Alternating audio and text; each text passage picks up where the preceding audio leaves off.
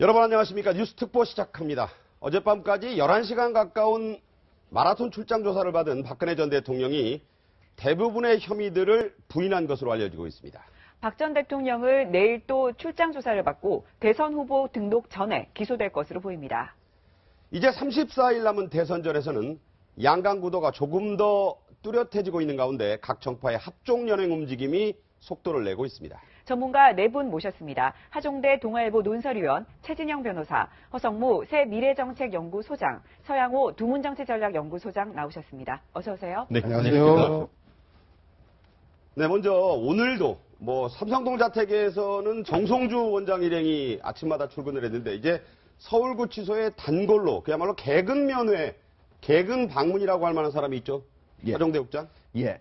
변호인인데 유영하 변호사인데요. 이건 면유라기보다는 이제 변호인 접견입니다. 네. 지금 이제 검찰에서 계속적으로 수사를 하고 있기 때문에 구치소에 가가지고 출장 조사를 벌이고 있죠. 그렇기 때문에 매일 만날 수밖에 없습니다. 네. 오늘 아침 8시 50분에 지금 구치소 앞으로 나타난 유영하 변호사의 차량 보고 계십니다. 네네. 자, 그런데 어제 원래 검찰이 이 구치소 출장에서 조사를 할 때 오후 6시면 끝날 것이다 그렇죠. 이렇게 얘기를 했었거든요. 그런데 그거보다 훨씬 길어졌어요. 그렇습니다. 저도 예측하기에 그 보안상의 문제 때문에 6시 끝날 줄 알았는데 6시에 끝난 것은 맞은 것 같습니다. 조사 자체는. 그런데, 조사 자체는. 그렇죠. 그런데 이제 박근혜 전 대통령과 변호인이 조서를 일일이 확인하는 절차가 상당히 걸려서 8시 넘어서 걸린 것 같은데요. 검찰에서도 7시간 신기록 세웠는데. 그렇습니다. 그때만큼은 아니지만 이번에도 거의 2시간 이상 걸렸다는 점에서 여전히 꼼꼼하게 봤다라고 할 수가 있겠고 네. 실제로 지금 다 한 다음에는 아마 검찰 갔을 때는 다 한 다음에 도장의 끝에 찍는데 아마 개인 물품을 가져가기 어렵기 때문에 이번에는 도장이 아니고 하나하나 오른손 엄지손가락으로 이른바 우무인으로 찍었을 가능성이 있는데요. 한 장 한 장 다 읽은 다음에 수정할 거 다 수정을 하고 네. 가운데 예를 들어서 50장을 했다고 하면 일일이 접어서 앞뒤장 뒤에다가 겹치는 부분에 찍잖아요. 그렇죠. 겹장을 찍고 제일 끝에 더 이상 할 말씀 없습니다 한 다음에 박근혜 한 다음에 옆에 또 마지막 도장을 찍었는데 그 시간이 아마 저녁 밤늦게 8시가 넘을 때가 아닌가. 적어도 3시간은 그 작업에 걸리지 않았느냐. 예. 실제로 3시간이 더 걸렸는데요. 어제 이제 조사는 오전 10시부터 시작해서 오후 밤 8시 40분에 끝났는데요. 네. 그 사이에 이제 점심시간, 그게 1시간 20분 정도 있었으니까 한 10시간 좀 안 됐다 이렇게 볼 수 있는, 9시간 좀 넘게 했다 이렇게 볼 수 있는데 실제 조사한 시간은 5시간이고 네. 그거를 하나하나 검토하고 박근혜 대통령이 이건 좀 틀렸구나, 이거 좀 고치자 하고 1시간이 무려 4시간이 넘었으니까 박근혜 대통령과 유영하 변호사가 이번에 구치소에서 조사받으면서 하나하나 글자까지도 얼마나 꼼꼼히 보고 있는가를 알 수가 있습니다. 네. 모든 혐의를 대부분 부인한 것으로 일단 알려지고 있고요. 내일도 또 출장 조사를 하겠지만 변호인단의 구성에는 큰 변화가 일단 없는 것으로 알려지고 있지 않습니까? 서양희 변호사 얘기 계속 나오는데 어떻게 봐야 될까요? 예, 가족이니까 일단 관심을 가지고 이 상황에서 박근혜 전 대통령을 돌보려고 할 수밖에 없죠. 그런데 이제 서양희 변호사가 등장하면서 계속 나오는 것이 이제 기존의 변호사들에 대한 불신 이야기가 나오죠. 네. 그리고 전략적 실패 이야기가 나오면서 새로운 변호인단을 꾸려야 하는 것이 아닌가. 그 중심의 어떤 역할을 서양희 변호사가 하지 않을까 이렇게 추측을 했는데 네네. 어쨌든 어제 조사에서도 유영하 변호사가 입회해서 하는 걸 보면은 네. 어쨌든 변호사 그룹 내에서도 약간의 이렇게 두 그룹이 있다 하더라도 박근혜 전 대통령은 유영하 변호사를 어쨌든 가장 신임하고 함께 가는 것으로, 그래서 변호사 구성에 큰 변화가 없는 것으로 그렇게 여겨집니다. 그래서 시중에서는 유영하 변호사를 중심으로 하는 이 변호사 그룹에 대해서 변상시라는 말을 또 다시 만들어내기 시작했습니다. 십상시가 아니라 변호사에다 상시를 붙입니다. 그렇습니다. 그래서 네. 그거는 굉장히 현저히 부당하다라고 생각합니다. 예, 아무리 아니 그 사람이 옳고 그르고의 문제가 아니고 변호사에 대해서 마치 어떤 그와 같은 십상시 같이 붙이는 것은 변호인의 헌법상 어떤 조력을 발릴 권리를 비하한다는 측면에서 매우 현저히 잘못된다. 네, 그거는 그런 말이 변호사시니까 나온다는, 네. 그렇게 말씀하시는데 네. 변호사 그룹 중에 두 그룹이 있는데 네. 합리적으로 법리적 대응을 해야 된다는 그룹과 네. 아니면 정치적 투쟁 중심의 대응을 해야 된다는 그룹이 계속 있었는데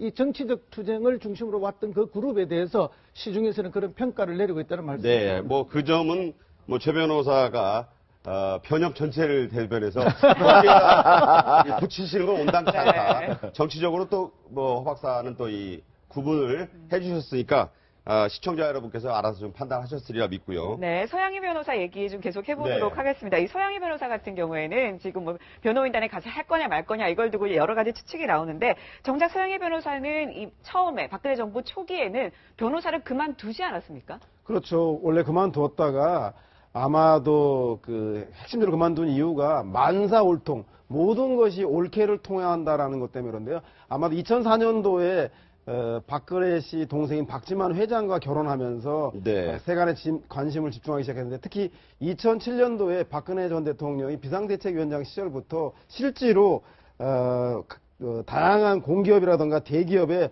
법률 고문이라든가 자문위원을 맡으면서 저 사람이 바로 박근혜 대통령의 숨은 실세가 아니냐라고 하는 많은 세간의 관심을 받았고요. 네. 특히 2014년 정윤회 문건 사건이 나면서 정윤회 문건 사건이 박지만 회장에 대한 관련된 이야기가 나오면서 대통령과 박지만 회장이 멀어지면서 그 당시부터 아마 사이가 소원해진 걸로 전해지고 있습니다. 네.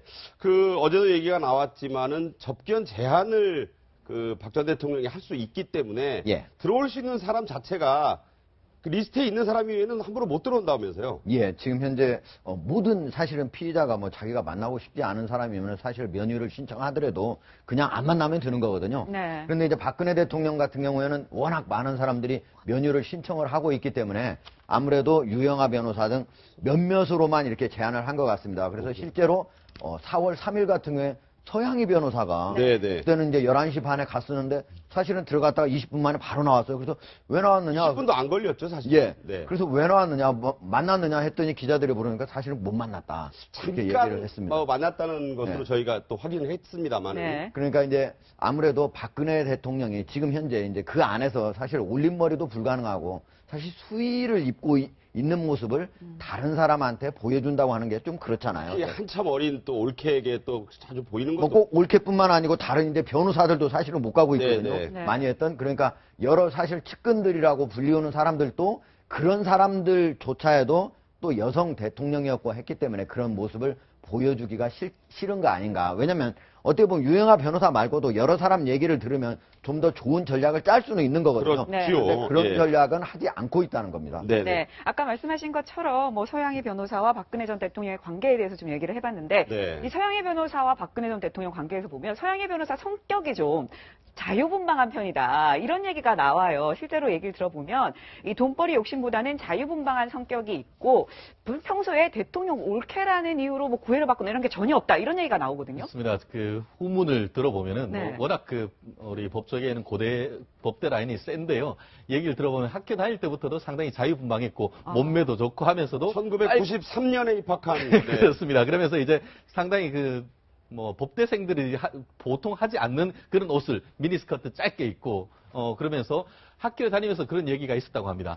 보통 사람하고는 결혼하지 않을 것이다. 오히려 보통 네. 사람하고 결혼하면 그것이 독특할 것이다 했는데 실제로 결혼을 했는 것도 박근혜 대통령 어떻게 보면은 아버지인 박정희 전 대통령을 생각을 하면은 굉장히 독특한 어떤 캐릭터를 가진 사람과 결혼을 했는데 정말 그럴만하다라고 했을 정도인 것 같은데요. 네네. 실제로 어떻게 보면 박 대통령이 당선이 되고 그 전으로 해서 이른바 특히 아이를 낳는 과정에서 우리 조카 이런 얘기를 하니까 실제로 많은 사건들도 모이고 했죠. 네. 그러니까 박근혜 전 대통령이 이제 좀 그만하라라고 하니까 실제 옷 벗고 네. 홍콩으로 가버렸죠. 아, 그러면서 네.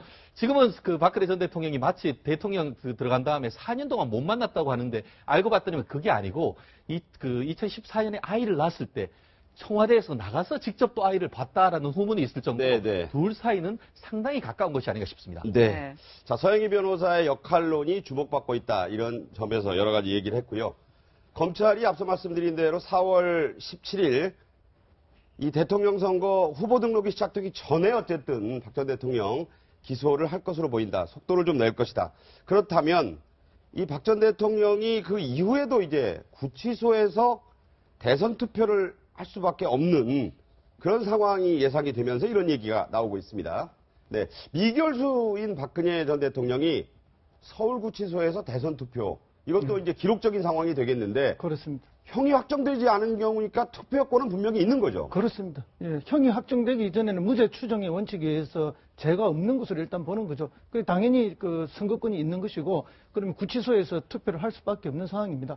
어쨌든 그 전직 대통령이 구치소에서 투표를 한다. 이것도 정말 역사적이고 기록적인 일이죠. 전무후무한 상황이 될 수 그렇습니다. 있죠. 예. 어찌 보면 우리 국민들 보기에는 굉장히 불행한 모습이고 안타까운 사태인데요. 네네. 이런 일이 일어난 것 자체를 우리가 막을 수 없었다는 것이 또 우리 전체의 어떤 한국 사회의 현재의 수준이고 불행이었다. 이런 면도 우리가 느낄 수 있습니다. 그러니까 박근혜 대통령은요, 헌법재판소에서 파면이 됐잖아요. 전 대통령. 예. 예. 그러니까 이제 자기 자신이 뭘 맡기에는 5년 동안 그게 제한이 돼요. 피선거권은 안 된다. 예. 그렇지만은 남이 뭘 하는데 투표권을 행사할 수는 있습니다. 참정권에 그 부분은 있기 때문에 예. 또 대선을 앞두고 과연 뭐 투표를 분명히 할 거다 이런 얘기도 나오는데 아무래도 뭐 관심이 있는 부분이죠. 뭐 한 표긴 하지만 당연히 한 표지만은 자기 자신의 중요한 한 표고 또 하나는 또 여기 있는 5인 중에서 자기가 꼭 찍고 싶은 사람이 분명히 있을 거기 때문에 제가 보기에는 투표는 분명히 할 것으로 보입니다. 네. 개인적으로는 하지 않을 가능성이 높다라고 생각을 합니다. 하지 않을 왜 것이다. 그렇죠? 네. 이와 아무리 멘탈이 강하다 한다 하더라도 저와 같은 상황 속에서 신청하면 그 자체가 또